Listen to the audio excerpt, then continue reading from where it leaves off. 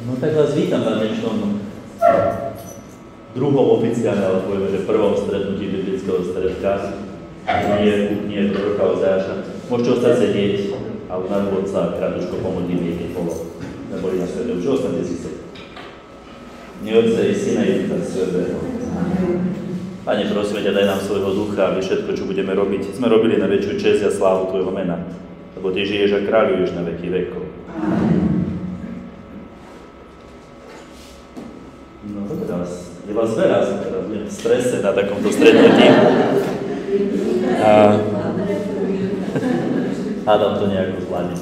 To dnešné stretnutie na úvod bude musieť byť aj trošku také technické a historické, nielen biblické, pretože aby sme mohli trochu pochopiť, o čo sa tam jedná, aspoň musí malinko načrtnúť tú historickú aj politickú situáciu, v ktorej žil prorok Ozeáš, lebo ináč nám tie súvislosti nebudú jasné. Žil vo veľmi podobnej histórii, tej istej, len pár rokov je medzi nimi rozdiel. Situácia ako prorok Izaiáš, z najväčších prorokov, takže keď pochopíte situáciu proroka Ozeáša, automaticky vám už bude jasná aj situácia proroka Izaiáša. No dobre, poďme na to, ale budeme postupovať podľa textu. Možno niekto z vás má Sväté písmo pri sebe, ja budem sa snažiť premietať ten text nejakým spôsobom aj cez projektor, ale to chcete, máte na mobile Sväté písmo, môžete si otvoriť. Taktiež si všimnete, že bude niekoľko rôznych prekladov. Ten text je prirodzene napísaný v originálu v hebrejčine, ktorú môžeme používať a na ktorú vám určite odporúčam perfektnú stránku štúdiu celkovo Svätého písma, ktorúkoľvek. Keď sa mi podarí otvoriť toto, ktorú aj ja používam, a dáte si Bible Hub, tak tu nás sú všetky knihy Svätého písma, aj v origináli s prepisom slovíčku po slovíčku, takže dá sa potom veľmi presne postupovať, ale my budeme, hádam, používať preklad. A naučite nás to čítať? Nie je to také zložité. Reálne 2 týždne. 2 týždne viete to čítať. Čítať je ľahké. Rozumieť to bude trošičku, lebo predsa len tá hebrejčina má svoje triky. Možno niektoré veci vám aj ja sám ukážem, že prečo je to také zaujímavé. Takže budeme viacej prekladov, ktorý máte vy, to je jedno, o to je to zaujímavejšie. Lebo každý preklad je nejaká aj zrada, museli robiť kompromis, niektoré sú moc doslovné a potom sú také kostrbaté, že to nechce ísť dole krkom, niektoré sú pekné úhladné, no len potom tie detaily alebo niektoré odchýlky nám uniknú. Čo nám určite unikne veľmi často, sú najmä slovné hračky v hebrejčine, ktorých je prorokov veľmi veľa, jednu budeme o chvíľočku vidieť, a tá zrovna sa dá aj v slovenčine, ale mnohé nám uniknú. Takže aký text budete používať a sledovať vo svojej nejakej aplikácii alebo v písme, to je na vás. Tak poďme na to. Ozeáš 1.1. Ja používam, to hore by mal byť katolícky preklad, pod tým ekumenický, evanjelický a roháčkov. Ten roháčkov je zaujímavý. Slovo Pánovo, ktoré prehovoril k Ozeášovi, synovi Bériho, v dňoch judských kráľov Oziáša, Joatama, Acháza a Ezechiáša, v dňoch izraelského kráľa Jeroboama, syna Joasovho. Už na úvod také veľké upozornenie. S textom sa budeme hrať, text si budeme veľmi vychutnávať, k tomu je. Netreba ale zabudnúť, že je to slovo Pánovo. Dabar Jahve. Malo by to v nás trošičku vyvolať istý pocit úcty a rešpektu. Ten veľmi často chýba a chýbal mnohým, ktorí sa aj považovali za biblistov a exegetov. Ale ak nepristupujeme k Božiemu slovu aj s primeranou úctou a zvedomím toho, že ja sa len pokorne snažím priblížiť, tak sa skrie pred našimi očami, lebo Božie slovo, ako hovorí Pán Ježiš, sa zjavuje maličký. nie múdrym a rozumným tohto sveta. Ktoré prehovoril k Ozeášovi, alebo prehovoril, zaznelo. Mne sa páči ten roháčkov preklad, lebo ktoré sa stalo. Originál, ak si dobre pamätám, ten prvý verš som ešte si pozrel, je, ktoré hala, ktoré prišlo. Halak je od slova leka, čiže choď, prísť. Prorok Ozeáš nemá len nejaké prorocké videnie, že sa mu niečo sníva, možno ako svätému Jozefovi, tiež to bolo isté prorocké videnie, sen, ktorý mal stane a choď. Nemá ani len to, že by počul vo vnútri hlas ako prorok Samuel, ktorý počuje, Samuel, on prichádza k tomu Helimu 3-krát, tu som, si pamätáte tú udalosť. Ozeáš má veľmi silnú mystickú skúsenosť a potvrdzuje to aj Origenes, ktorý keď to komentuje, tak hovorí, že je to stretnutie s osobou. Ozeáš zažíva naozaj mystické stretnutie s niekým druhým, Logos, druhá božská osoba v Ríme, kto s ním zdieľa svoju skúsenosť. Lebo Ozeáš bude zdieľať s nami svoju skúsenosť, ktorú zažil vo svojom manželstve a rodičovstve, ale táto je ešte skôr, alebo počas toho neustále zdieľaná s Božím slovom, ktoré nám komunikuje. A teraz tá historická časť, ktoré to slovo prehovorilo, prišlo k nemu, stalo sa, to udalo slova, v dňoch judských kráľov Oziáša, Joatama, Achaza, Ezechiáša a v dňoch izraelského kráľa Jeroboama, syna Joasovho.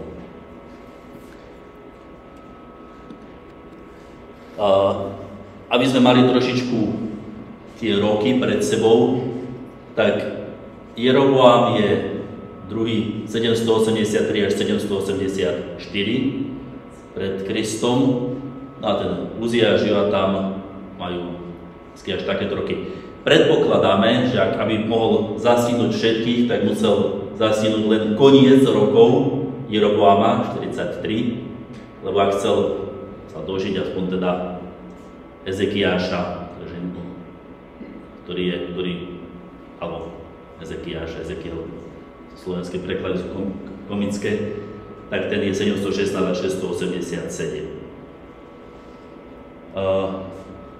Keď si ale všimnete, už teraz to obdobie tých prvých kráľov Jeroboama a Uziáša, tak obaja vládnu v podstate 40 rokov. Ale k tomu sa dostaneme o chvíľu. Prv ako ešte budem venovať týmto, tak trošku historickú situáciu. Nejakú dobu predtým bol Izrael v Egypte. Tam zišli 70 ľudia, vieme, Jozef tam už bol, že dvaja tam už ostali, prišli a vznikol z toho veľký národ, nad ktorý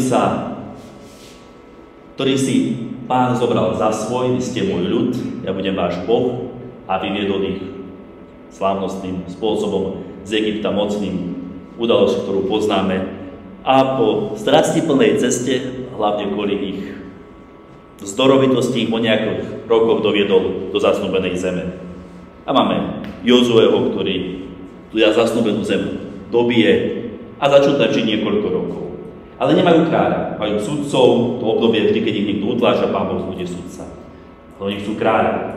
A tak im najprv cez Samuela dostanú Šaula a potom, keďže zlyhá, keďže neposlúcha Pána, dostanú Dávida.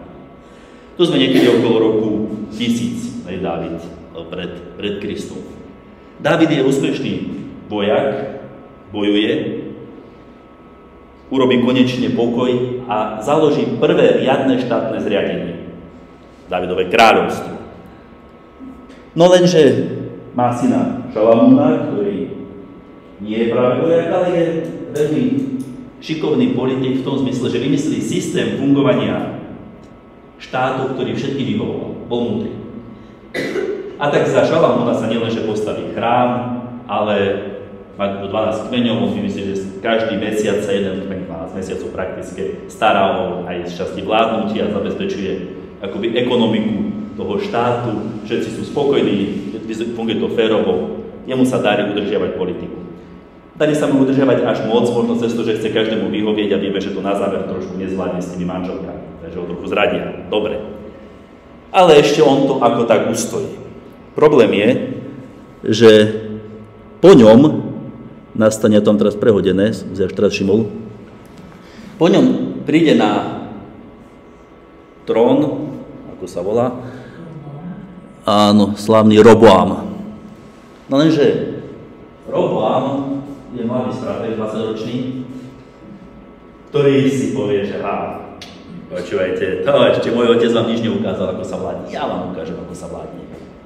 Čo tu všetci tí starší, tých kmeňov a podobne, mi budú vyprávať, ako mám vládnuť. Nerobí sa vám? Asi máte moc veľa voľnosti, zdvihneme dane. Výrazne zdvihne dane a utiahne. Takže keď utiahnete až moc, sa to hovorí, hladíte tú gitaru, tak struna praskne. A to sa aj stalo. 10 kmeňov sa vyslovene vzbúrilo proti jeho spôsobu vlády a vzniklo to, čo nazývame Severné kráľovstvo alebo Izrael. Je to obrovská tragédia v dejinách Izraela. Jedna z najväčších, ktorá aj po knihe proroka Ozeáša, ale Izaiáš, všetci vnímajú ako katastrofu, lebo sa rozdelilo to jedno kráľovstvo, ktoré malo jedného Boha, jedno centrum v Jeruzaleme. Treba ale, aby ste si tak trošku odteraz pamätali, že keď aj Sväté písmo alebo kniha povie Izrael, najmä proroci, tak sa tým nemyslí celé to, čo my dnes vidíme, moderný Izrael. Lebo to mnohým skončí k tomu myšlienka. Keď poviem Izrael, tak sa myslí iba Severné kráľovstvo. A keď sa povie Júda, Judsko, tak sa myslí iba to dva kmene posledné, ktoré ostali dolu, čiže Jeruzalém. No a doba teraz nejako ide, tie vládcovia boli lepší, horší, ale keď sa dostávame k vláde tých našich vládcov okolo roku 800, alebo 900, tak si všimneme jednu vec. V tom regióne nie je žiadne silná mocnosť. V podstate všetko sú to Babylonia, Ašúr, Asýrsko, ktoré konkurujú medzi sebou a bijú sa navzájom. Egypt je severný, teda horný a dolný, ale o horným treba myslieť ten, ktorý je vyššie pri rieke, čiže naopak, ako to je na mape. Sú tam nejaké ostatné. Nikto si tam nedovolí moc vyskúčiť, pretože všetci sú maličkí a maximálne sa žerú medzi sebou. A to je ideálne obdobie, keď Izrael a Júdsko, dve kráľovstva sú a vládnu tam schopní panovníci, veľmi dlho, 40 rokov je dosť dlho, aby sa im začalo extrémne ekonomicky dariť. V podstate napriek tomu, že sú rozdelení a podobne, tak sa stávajú celkom silnými. No lenže situácia sa zmení. Okolo roku 700, čo je nakoniec toho nášho príbehu alebo života Ozeáša, ako vidíte, tak z tých rozsypaných, rôznofarebných malých kráľovstičiek, ktoré sa žrali navzájom, je jedno veľké Asýrsko a z toho Egypta je teda veľký Egypt už. Takže vo Svetom písme vždy, keď tam je slovo Egypt alebo Etiópia, teda Egypt nie je tak, to Kuš nie je tak Egypt ako Etiópia. Čiže Etiópia vládne nad celým Egyptom. A tieto dve mocnosti, moderným jazykom by sme to dali, neviem, Amerika, Čína, Amerika, Rusko. Obidve sú o sebe presvedčené, že majú absolútny nárok vládnuť nad celým svetom a dobývajú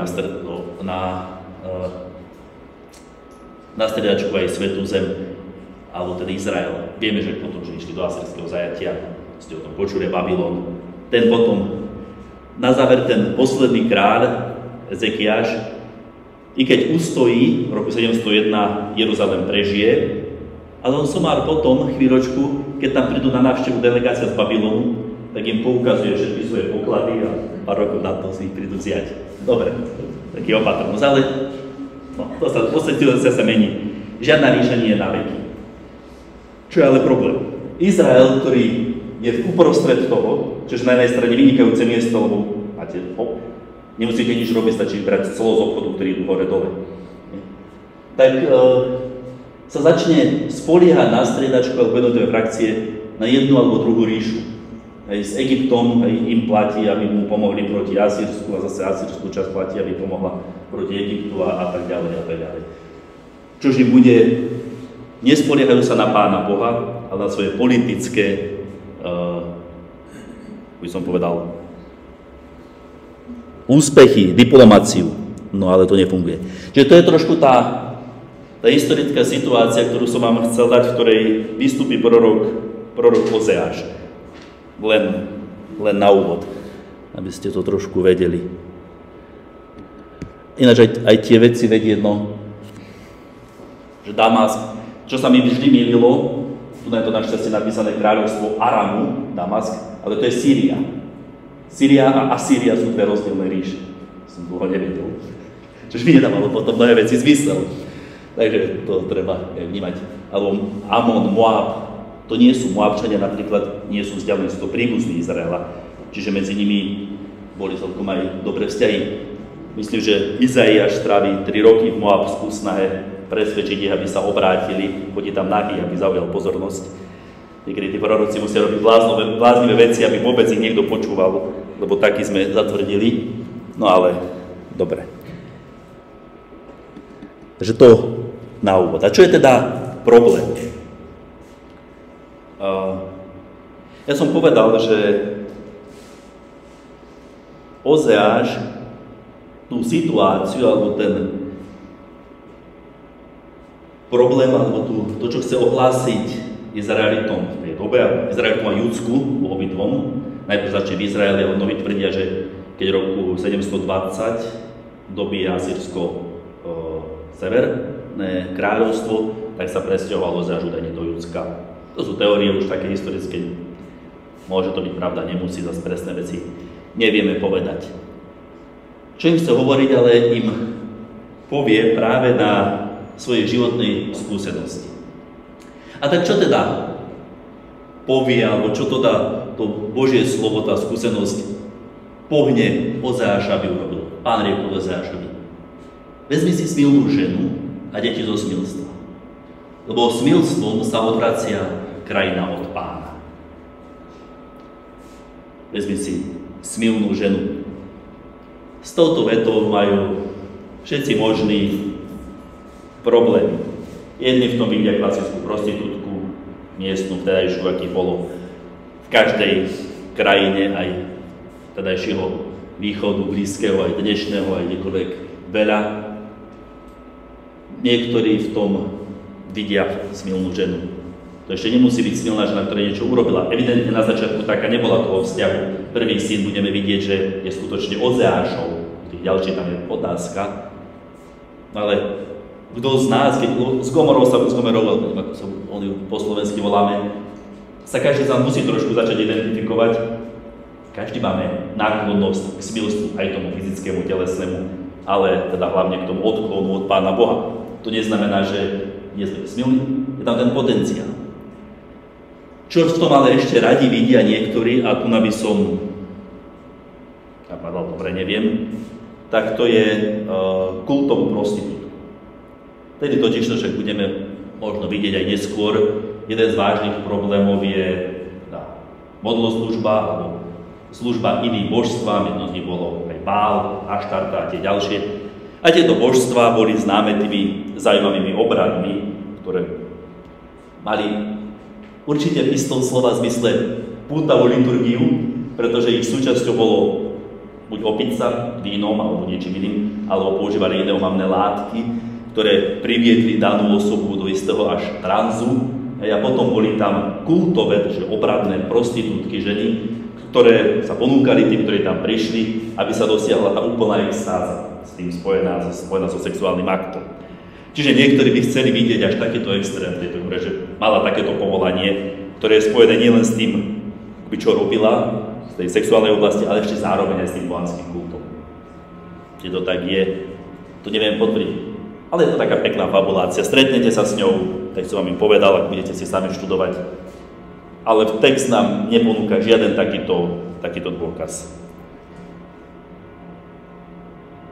Ďalší ale problém, ktorý majú zjavne tí, ktorí čítajú, že ako môže Boh kázať prorokovi ešte navyše, aby si vzal niekoho hriešného. Najmä kresťanskí autori s tom videli veľký problém, ako môže, až to tak trošku vyzerá, ako keby Pán Boh navádzal na hriech, alebo na niečo hriešné, alebo nespračne, Pán Boh nikdy nerobí, samozrejme. Myslím si, že veľmi pekne to vyriešil svätý Teodorot z Círu. Mám napísané niekde. Si to vyznačil, ak to nájdem.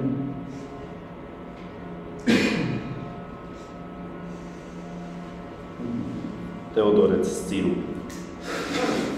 Ozáž je obdivuhodný, lebo si zobral prostitútku nie preto, že bol otrokom, v preklade luxusu, ale myslím sa tým luxúria, čiže žiadostivosti, ale pre poslušnosť Božiemu príkazu. Toto spojenie bolo čistejšie a chválihodnejšie ako všetky manželské zväzky, a to nie len pre fakt, že sa naplnil Boží príkaz, ale aj preto, že zobrazuje tzv. Typos Boha. On, ktorý je svätý, žije sveto, vstúpil do manželského zväzku s množstvom nečistých Izraelitov. Toto slovo typos, niečo typické, grécke typos, na tom je postavená táto myšlienka. To, čo koná prorok, je predobrazom, typos je obrazom toho, čo urobil Boh. On si berie tiež nás, ktorí rozhodne nemáme dobrú povesť. Ani tí najsvätejší z nás, keby si dali ruku na srdce, nemajú dobrú povesť. Ak niekto čaká vonku, treba ísť, aby je niekto otvorí. Ono tu iba mrzelo.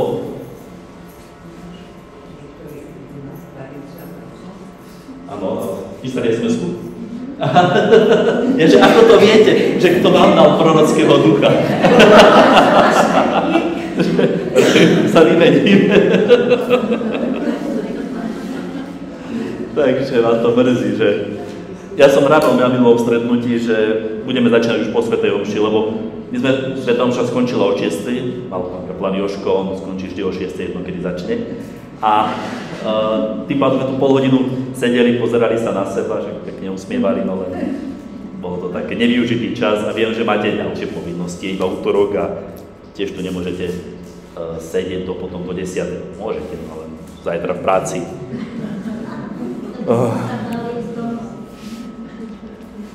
No a navyše už tak večeri z domov tiež nie je sranda. No dobre, takže takto nejako vyriešili cirkevní otcovia problém toho, že Pán Boh káže niekomu, aby si vzal ženu so zlou povesťou. Ale tým dôvodom, prečo tak má urobiť, je, lebo smilstvom sa odvracia krajina od Pána.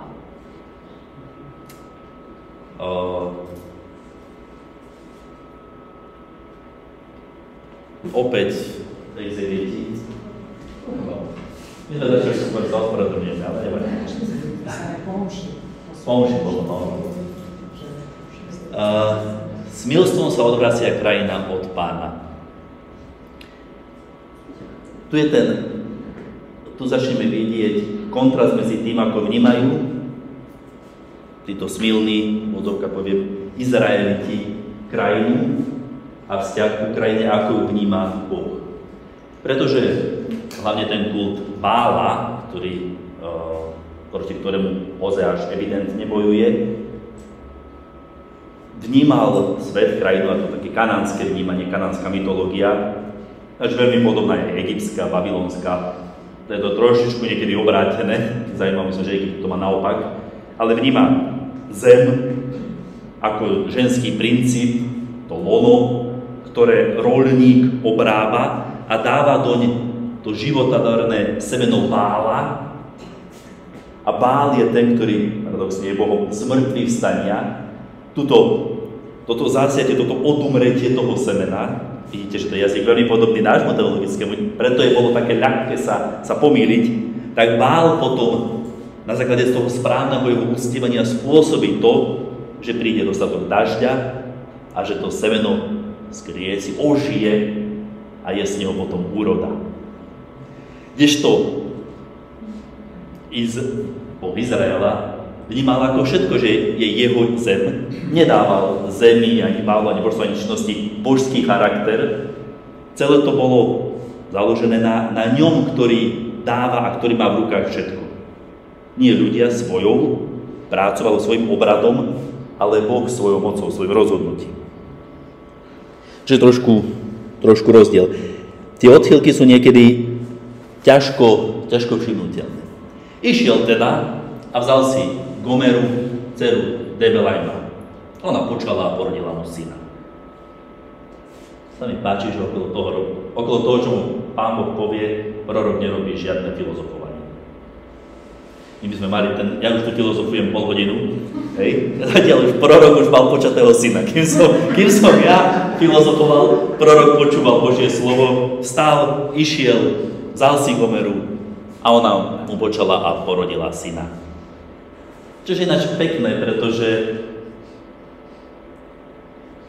jedno z takých vysvetlení, na ktoré som aj ja uvažoval, je, že to bolo jedno, koho si mohol prorok vziať. Keďže Izraeliti, ako budeme vidieť, a povie to aj prorok Izaiáš, sú už všetci skazení, aj ženy a deti, tak v podstate prorok nemal na výber. Všetci, kohokoľvek by si bol šiel vziať, tak by si vzal niekoho, kto je ovplyvnený, nasiaknutý smilným duchom, týmto pohanskými zmýšľaním, normami a správaním. A tak prorok jednoducho išiel, zobral si ženu, do ktorej sa zamiloval, napriek tomu, aká bola, nefilozofoval nad tým, napriek tomu vedel, že to nebude mať ľahké, že to bude ťažké a jednoducho verne žil svoje povolanie. Takže ona mu, čože niekedy aj nám, ja viem, že hlavne sú tu niektorí možno medzi nami mladší, nie je ľahké nájsť si v dnešnej dobe niekoho, ktorý by bol taký úžasný kresťan katolík, že by, čo si to vaše že by nemal problém, že si môžem veriť. Proste kohokoľvek si dnes nejaké dievča alebo chalan zoberie, tak už je nutne nasiaknutý šťastí týmto zmýšľaním. Nemá šancu si nájsť niekoho, kto je perfektný. A bude kvôli tomu pociťovať aj takéto problémy. Preto netreba niekedy zbytočne hľadať a rozmýšľať do 50-ky, kým si niekoho nájdem. Ale treba proste ísť a nájsť si a žiť s ním a nejako to bude. A s ňou niekedy ešte horšie. Ja som taký stretý, ale... Ako sa to povie? Ale nie, to je tá myšlienka aj mňa ako kňaza. Ja som rozmýšľal niekoľko rokov, takže si aj na svoju hlavu dám. A čo budem rozmýšľať, že aká je cirkev dnes? Ako sa v cirkvi funguje? Akí sú možno iní kňazi, moji spolubratia? Akí sú veriaci? Aké sú farnosti? Aká je situácia? Mohol som na tým rozmýšľať, neviem kedy, aký som ja, ako to zvládnem? Ako to dopadne? Ja neviem. A neviem, čo vyvediem zajtra. Čo vyvediem dnes večer, neviem. A čo? Tak nepôjdem, keď cítim, že mám, bo to není až taký silný, to je nejaký hlasok, že mám ísť sa stane, tak íď. A potom žij verne to, čo si slúbil. Čo vravím všetkým, ja som niečo slúbil, tak musím žiť verne, ak ste vy niekomu niečo slúbili, tak to žijte. Takže Ozeášovi a Gomere sa narodí prvý syn, ten, ktorý z textu vyplýva a je jasné, že je jeho. Daj mu meno Jezrael. Lebo ešte chvíľočku a strescem krvnú vínu Jezraela na Jehuovom dome a zruším kráľovstvo domu Izraela.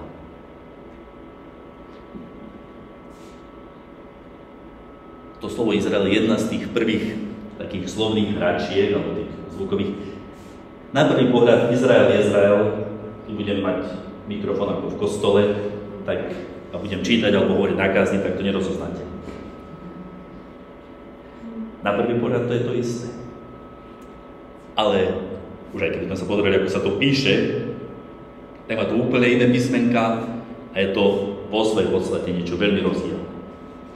Údolie Jezrael, to znamená Boh, myslím, že Jezrael je, že Boh zasíval, Boh seje. Čiže je jasné z toho, pretože toto bolo nemám tú mapu, ale územie tá krásna rovina, ktorá bola obilnicou Izraela, na ktorej všetci sadili, odohrávalo sa v podstate, ak správne konali kult Bála v ponímaní, tak sa na izraelskom údolí dostatok urodilo pšenice a všetkého ostatného a tým pádom mali všetci čo jesť a mohli sa venovať ďalším rozkošiam života. Zároveň údolie Jezrael je aj údolie, ktoré bolo obľúbeným na vykonávanie nášho ľudsky najzaujímavejšieho športu, ktorý konáme celé dejiny, a to je vojska a boj. Tiež to bola pekná rovina, tam sa mohli všetci tí králi krásne zísť, nikto sa nestratil, a tam sa mohli spolu si vyrozprávať a vydiskutovať svoje rozdiely. Takže ak sa niekde deje vojsko v Izraeli, tak je to väčšinou toto údolie. Kto ho ovládal, aj vojensky, tak mal jasnú nadvládu a mal výhodu. Ešte čakajú vonku ďalší ľudia, ak som to správne pochopil. Vidíte? Veľa aj tak. Takže údolie Jezrael. Zároveň takto isto sa volá aj jedno mesto v Severnom kráľovstve, ktoré bolo známe tým, že tam mali izraelskí králi vojenskú posádku, dosť silnú, mali tam svoj kráľovský palác a odtiaľ robili potom aj politiku, diplomatíciu s ostatnými kráľovstvami. Takže dajú meno Jezrael, lebo ešte chvíľočku a strescem krvnú vinu Jezraela a zruším kráľovstvo domu Izraela. Čiže čo Pán Boh vlastne sa vyhráža? Áno, vy sa spoliehate na seba, na túto svoju obilnicu, na svoje vojenské schopnosti, na prítomnosť, na to, že máte kráľa a na to, že viete uzatvárať diplomatické, vojenské zmluvy a dohody s okolitými štátmi? Ešte chvíľočku. A toto vám bude zobrať. Pretože sa nespoliehate na mňa, pretože sa neutiekate ku mne, aby som vám dal živobytie, pretože sa neobraciate na mňa, aby som nad vami kráľoval, a pretože si chcete kráľovať po svojom, a preto, že uzatvárate zmluvy s inými kráľovstvami a za to ste ochotní slúžiť im božstvám, tak vám to bude zobrané.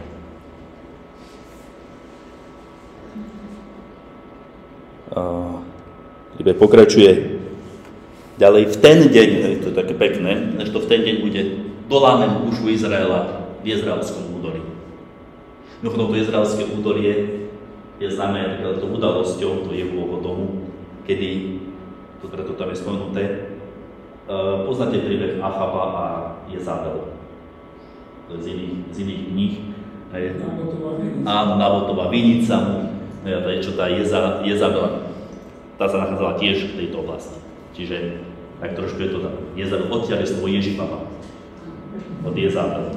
Ste nevedeli, že odtiaľ pochádza toto slovo. Dopadne tvrdo, lebo jej prorokuje, že jej krv budú lízať psi, a ňu len nepochovajú, roztrhajú ju. Takže v ten deň dolámem kušu Izraela. Čiže zruším prvý trest, ktorý Pán Boh zrealizuje na Izrael, je to, že im zruší ich vojenskú moc a politickú a vojenskú. To bolo veľmi prepojené. To mal politickú, kontroloval armádu a teda vojenskú moc. Čiže tú kušu, to, čo držalo ľudí, alebo luk, tam je slovo, ktoré sa dá preložiť aj tak, ktorý ich držal od seba ďaleko. Trik bol totiž v tom, že preto tam bolo to tú krvnú vinu. To je to slovo krvná vina, pekné. Pán Boh dovolil Izraelu, poviem tomu starému, ešte pred rozdelením, aby mali kráľovstvo, a teda takýto typ inštitúcie, aby bola dodržiavaná spravodlivosť a aby sa starali od tých, ktorí sú chudobní, vdovy, siroty, cudzincov. Naproti tomu, sa z tohto kráľovstva, z tejto silnej inštitúcie, ktorá mala zabezpečiť túto ochranu a pomoc, stala inštitúcia, ktorá vykorisťovala práve týchto najchudobnejších. Nedalo sa v nej dovolať práva, prorok Izaiáš to o mnoho jasnejšie ako Hozeáš hovorí, ale to je jasné. Nedalo sa v nich dovolať práva, a boli zneužívané doslova, a tam to ešte prorok Izaiáš povie, že boli okrádané, alebo tým aj siroty a vdovy, ešte aj tí, ktorí mali najmenej. Tam povie, že že majetok týchto vdov a sirot je vo vašich domoch, povie Izaiáš na jednom mieste. Preto tieto domy vám zoberiem, lebo nie sú vaše. No len, to si treba uvedomiť, ak sa nepostarali o tieto siroty, vdovy a podobne, oni zomreli. Títo ľudia, ak nedostali starostlivosť od tých, ktorí by mali dať, tak ich čakala smrť, čiže krv. Prišli o život. Im išlo o život. A ten, kto sa mal o to starať, bol na to poverený a dostal na to prostriedky, to nerobil. A to sa Pánu Bohu nepáčilo. Lebo v jeho mene to mal robiť. Preto vnímal im to dával za vinu.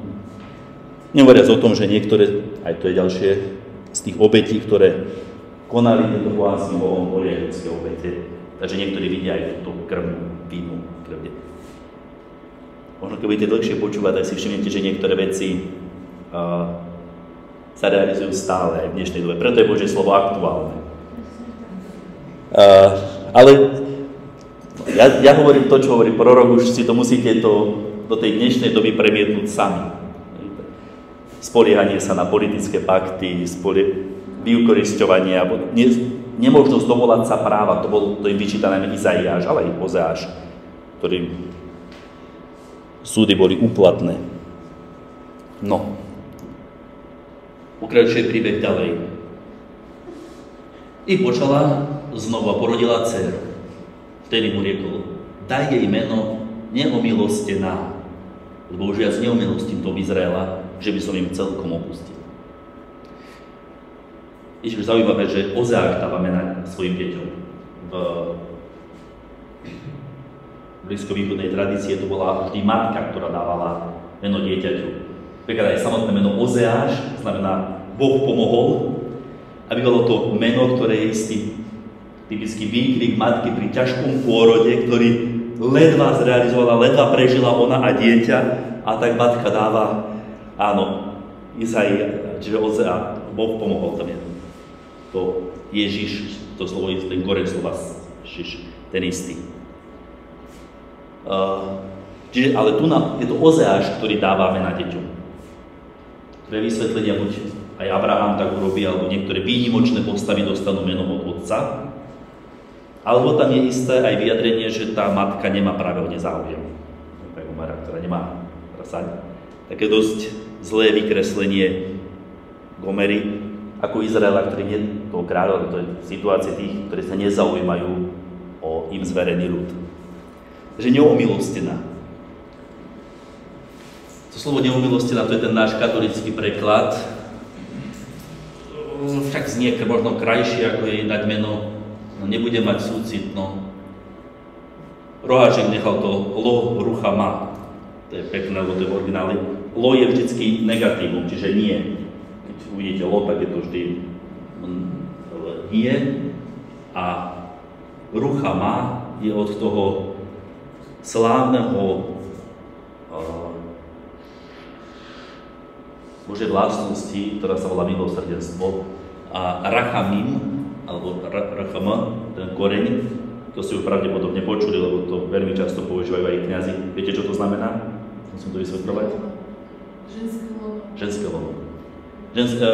Je to pocit, až fyzický pocit matky, ktorá keď vidí trápenie svojho dieťaťa, tak má až fyzickú nutnosť mu pomôcť. Že nedokáže byť Preto je takto vyjadrené, že Boh, ktorý keď vidí trápenie človeka, tak nedokáže to nevnímať. Ale tu hovorí túto svoju jednu milosrdenstvo Bože, že má aj pápež František na to mimoriadne trvá, ale aj mnohí iní, to nič nové. Na tom tak trváme a tu on sám povie, že už nazví ju Loruchama, už sa nezľutuje. Túto vlastnosť nebudem uplatňovať. Musí to niekto veľmi aby Pán Boh prestal svoje milosrdenstvo. Ale a toto je moja vsúka, toto nie je biblické. Nie je to z žiadneho komentára, kto sa tým rozmýšľal. Viete, niekedy neuplatiť milosrdenstvo je to najmilosrdnejšie, čo môžete urobiť. Dúfam, že to nie je skúsenosť nikoho z vás, ale vezmite si, ktoré ja radím, situáciu, že máte syna alebo dceru, drogovo závislú, ktorý prešiel v automatoch. A vy musíte raz už im povedať, že moja milá, odchod z domu, môj milý, už ti nepomôže. Padni na mňa. Zober si to, čo je tvoje, z domu väčšinou už nič a musíš odísť preč. Byť nemilosrdný. A lebo byť nemilosrdný, aby som ukázal ešte väčšiu úroveň milosrdenstva. Pán Boh tu nám musí byť nemilosrdný a bude musieť byť nemilosrdný, pretože už nič iné mu neostáva v jeho milosrdenstve. Ale len to je moja osobná myšlienka, to nemám podložené žiadnou. Potom je tu taký verš, zaujímavý. Dom Júdov však omilostím a zachránim ich ako Pán, ich Boh, ale nezachránim ich kušou, mečou, zbrojou vojenskou ani koňmi, ani jazdcami.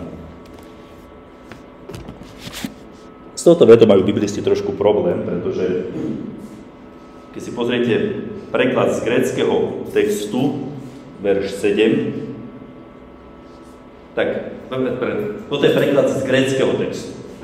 Ale doslovný preklad z hebrejského textu by bol ani nad Judovým domom sa nezľutujem a nezachránim ich.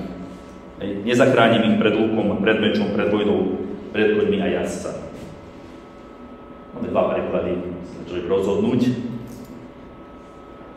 Obidva sú podľa mňa pravdivé. Pravdivé sú v tom, že najprv ich Pán Boh zachráni, pretože v tom roku 701, som tu už to niekedy hovoril, tak keď prídu Asýrčania, všetko to zrušia a dobijú už aj Judsko, tak už keď prichádzajú k Jeruzalému a už chystajú násyp a už sa pripravujú na to, aby ho dobývali, tak vtedy Senacheribová armáda má tú smolu, že dostanú myslím, že mor, totálnu hnačku a oplavicu a za pár dní, neviem, 100 000 im tam umrie. Proste kvantum vojakov a tak sú zachránení bez boja. Čiže Pán Boh ich zachráni kúšou, mečou, bez toho, aby museli bojovať. Čiže ten rok 701 je špeciálny. Takže áno, lenže následne, niekoľko rokov na to, keďže sa nepoučili z toho, že ich Pán Boh zachránil a nezmenili sa, tak ich už nezachráni. Pri Babylona, tu vieme, že Nabuchodonozor si ničí Jeruzalém presne kúšou, mečou, zbrojou, koňmi, jazdcami, vypliení, zničí chrám, odvlečie ich do zajatia. Čiže obidva preklady sú nakoniec v poriadku, ktorý tam je. Taktiež to ukazuje, áno, lebo najprv Severné kráľovstvo bolo porazené alebo dobité Asýrskom, až potom Južné, tam rozdiel práve tých približne 20 rokov.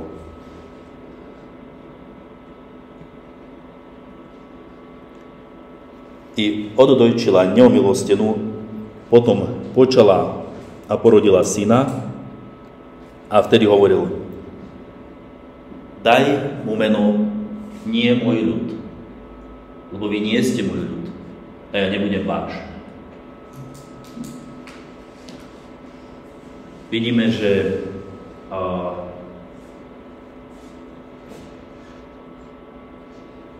Pán Boh, a to je ináč typické na mnohých textoch, robí niečo to, čo je akoby cesta dozadu. Od stvorenie alebo od vyslobodenie. Keď nastane potopa, tak vidíme, že je to v podstate od stvorenie. Všetko sa vráti do pôvodného chaosu prvotného, keď sa Boží duch znáša iba nad vodami.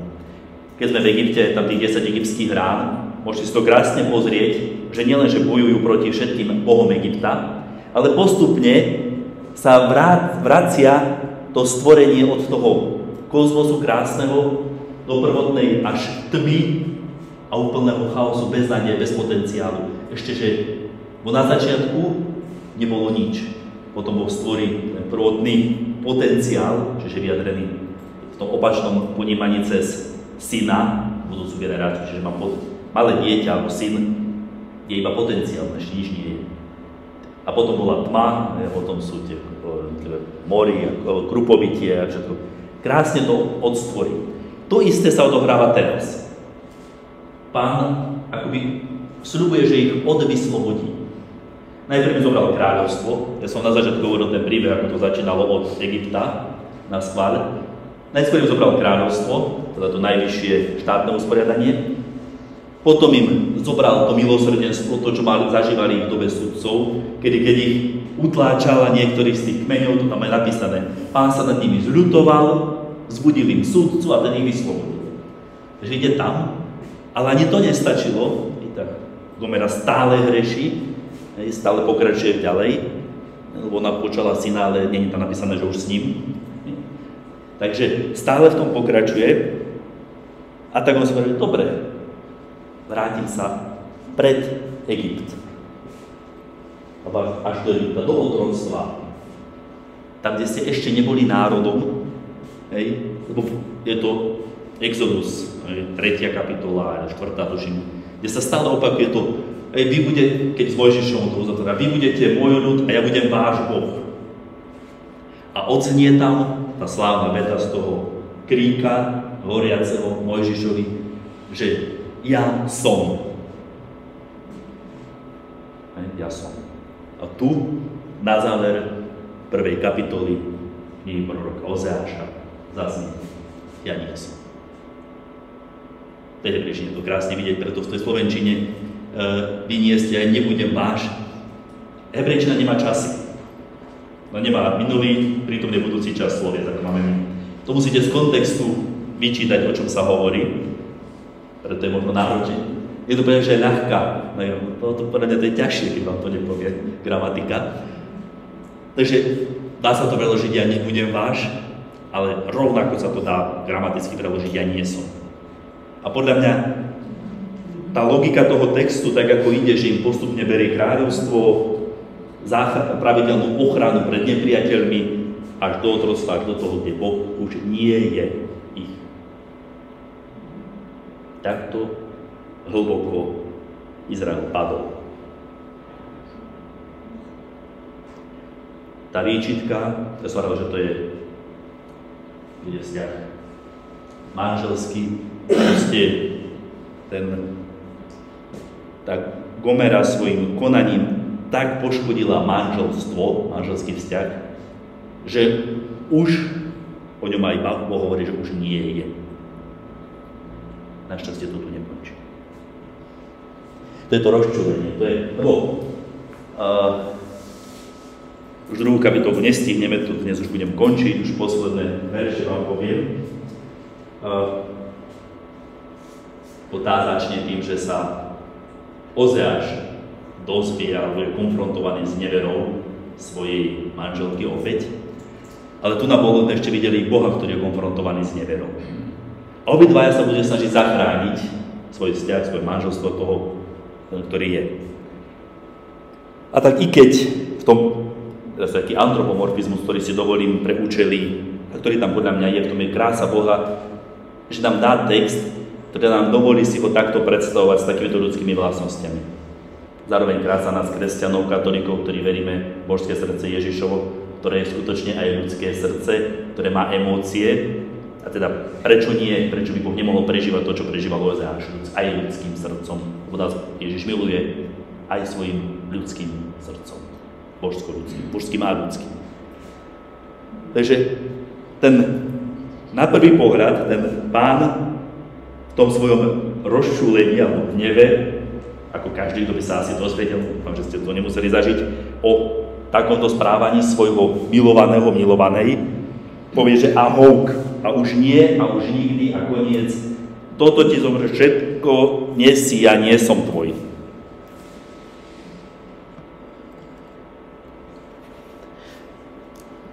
Exegeti sa nevedia dohodnúť ako vždy s číslovaním kapitol, či začína už druhá kapitola, alebo je to ešte súčasť prvej kapitoly.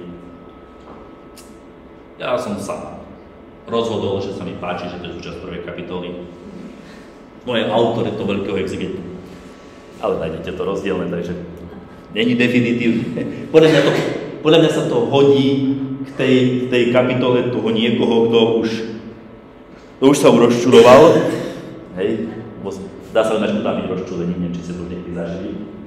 Že sa tak rozčulíte, tak si unadávate aj v duchu, podobne.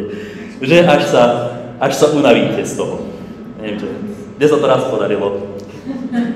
Tak som už bol rozčulený, až som sa už si tak v duchu toľko unadával a všetko to, až som sa unavil, že dobre. A potom príde takéto to ukľudnenie a vytriezvenie. A ďalší verš je hneď. I bude počet synov Izraela ako piesku morského, ktorý nemožno odvážiť ani zrátať. A budú ich volať, zrátať. Vtedy miesto toho, že im vraveli, vy nie ste môj ľud, budú im hovoriť synovia živého Boha, synovia silného Boha, silného živého Boha. Zrazu si ten Pán, ako poviem to tak obrazne, lebo Sväté písmo nás pozýva k tomu, sme si predstavovali veci, aby sme ich sa dostali do toho príbehu, zrazu si spomenie, že ten jeho oný nezačal v Egypte. A ešte predtým, jeden už takom skoročnému chlapovi raz povedal, že pozri sa aj na breh mora, na oblohu. Tvoje potomstvo bude ako morských, piesku nebude možno spočítať. Pán Boh si začína rozpomínať na svoje sľuby, ktoré dal, na to, kým on je. A na to, že na jeho vernosť. Zhromaždia sa synovia Judu, synovia Izraela pospolu. Vy zrazu začne vidieť v tej spomienke na to, čo slúbil, objaví nádej a schopnosť vidieť do budúcna. Ešte je zaujímavé, to radím aj manželom, keď majú krízu a podobne. Spomeňte si na ten sľub, čo ste slúbili. Na tú svoju prvotnú lásku, na to, keď ste sa rozhodli. Má to na viacej silu pozrieť sa do budúcna. Pozrieť sa do budúcna a byť ich už spolu, že synovia Judu a Izraela. Preto raz som vám ukázal tú mapku Judsko-Izrael, lebo ste tu mali, že sú dva na teraz rozdelené štáty, ale ktoré patria spolu. Lebo ustanovia si jednu hlavu, čiže budú jedno. Vystúpia z krajiny, lebo veľký bude deň Izraela. A posledný verš dnešný. Povedzte teda mojim bratom, môj ľud a mojim sestrám o milostená. Toto mnohí dávajú už ako začiatok druhej kapitoly, ale pre mňa to patrí tu. Patrí to tu, pretože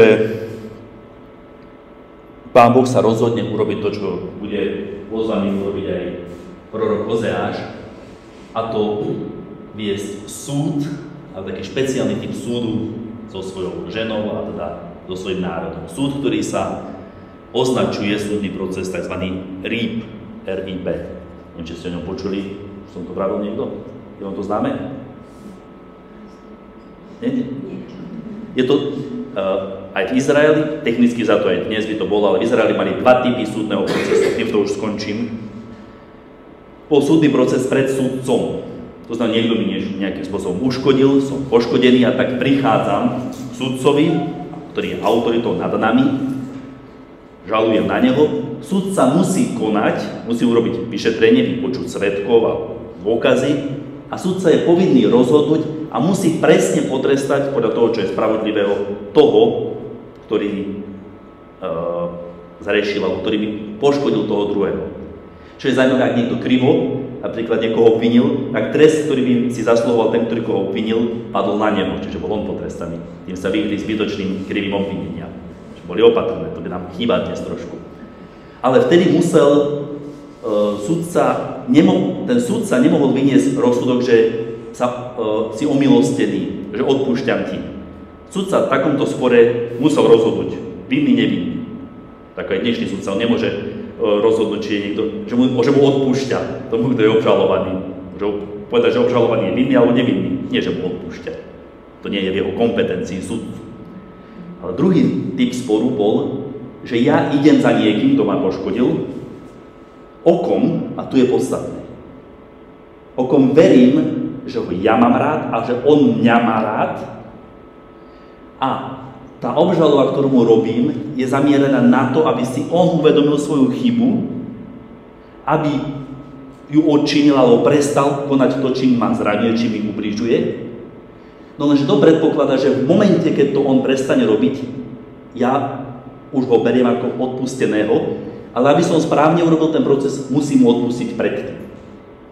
Že technicky za to Pán Boh už Izraelu odpustil, je povedaný, dobre, ak sa zmení a podobne, ja mu odpúšťam. Pán Boh do toho procesu žaloby, obvinenia, ktorý bude nasledovať ďalších 13 kapitol, 14 máme Ozeáš, ide s tým, čo on je pripravený odpustiť. Len sa zmeniť. Ak prestaneš ma podvádzať, to hovorí Ozeáš, to je svoj ženy, ja ti hneď, ja už budem žiť ako ten, ktorý ti odpustil. Ja už som ti odpustil, len to prestaň robiť. A tu skončím dnešné stretnutie. Otázky, ak niekto má. Ak budem vedieť.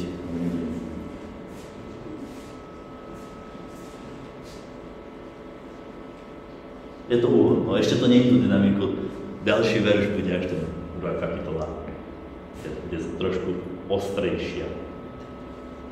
Tu vám odporúčam prečítať si tú 2. 3. kapitolu do budúceho stretnutia. V podstate si to treba predstaviť tak, že Ozeáš príde domov k svojej manželke, tomto, čo sa takto rozčulil, alebo ľudil možno, keď na jednej strane odpustil, a zase keď ju vidí, tak emócie vzplanú a začne tá dobrá, ostrá domáca hádka. Žalujte vašu matku, hovorí človek, žalujte, lebo je... No keď sa chcete dobre pohádať, musíte pred deti. Ak sú do toho nie zapojené deti, to nie je dobrá hádka.